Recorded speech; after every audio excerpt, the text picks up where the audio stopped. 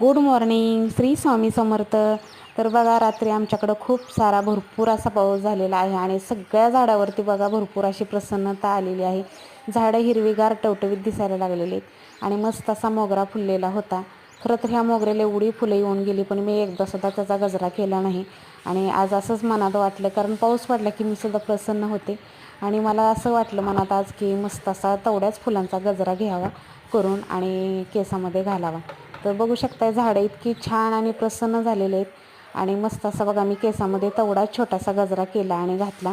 खूप छान वाटतं असा गजरा घातल्यानंतर, त्याचा दिवसभर सुगंध राहतो. आणि इकडे चालू आहे माझं अन्नपूर्णेचं पूजन. तर आज आहे शुक्रवार, त्यामुळे तुम्हा सर्वांना बरं का शुभ शुक्रवार. आई जगदंबा तुमच्या सगळ्या इच्छा पूर्ण करोत. तर आज शुक्रवार आहे, मस्त अशी अन्नपूर्णेचं पूजन केलं. शुक्रवारी तर करायचंच असतं, पण रोजचं सुद्धा आपल्या घरामध्ये आवर्जून अन्नपूर्णेचं पूजन झालं पाहिजे.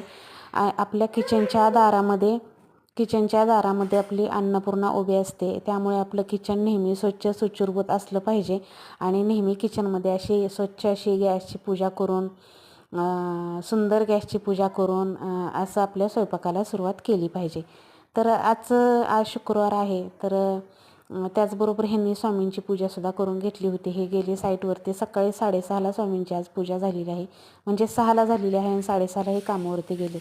तर छान असं स्वामींचं दर्शन घेतलं, स्वामींच्या तिथं धूप वगैरे ठेवली. आणि आज माझा दिवस खूप प्रसन्न जाणार आहे, कारण बघा पाऊस पडला की मी अशीही प्रसन्न होते आणि खूप छान वाटतं मला. तर मस्त असं स्वामींचं दर्शन घेतलं आणि तुम्हालासुद्धा स्वामींचं दर्शन देते बघा. तर बघू शकता, इकडे स्वामींचं छान असं दर्शन घ्या आणि सर्वांनी श्री स्वामी समर्थ म्हणून कमेंटमध्ये लिहा. तर बघा, असा माझा दिवस असतो. सकाळची सुरुवात माझी डेली अशीच असते. तर तुम्ही बघू शकता, इकडे तुळशीची छान सुंदर पूजा केलेली आहे आणि किती प्रसन्न वाटते बघा. तुळशीकडं बघितल्यानंतर तर आणखीनच प्रसन्न वाटायला लागले, कारण हिरवीगार सुंदर अशी तुळस आणि त्यापुढे छोटीशी रांगोळी. तर किती प्रसन्न वाटतं बघा तुळशी मातेला बघून. त्यानंतर बघा मस्त अशी रांगोळी काढून घेतली, उंबऱ्याचं पूजन करून घेतलं. आणि उंबऱ्यावरती रांगोळी काढायला एका ताईने मला कमेंट केली होती की ताई, उंबऱ्यावरची रांगोळी जी आहे ना ती दररोजचं तुम्ही शेअर करत जावा. तर त्या ताईंसाठी पुन्हा एकदा उंबऱ्यावरची रांगोळी शेअर केलेली आहे. तर खूप छान वाटतं बघा उंबऱ्यावरची रांगोळी आणि उंबरा पूजन सकाळी केलं की घरामध्ये खूप म्हणजे खूप हे फ्रेश वाटतं, पॉझिटिव्ह वाटतं आणि नेहमी आपल्या घरामध्ये प्रसन्नता राहते. तर छान असं माझं उंबरा पूजन करून झालं.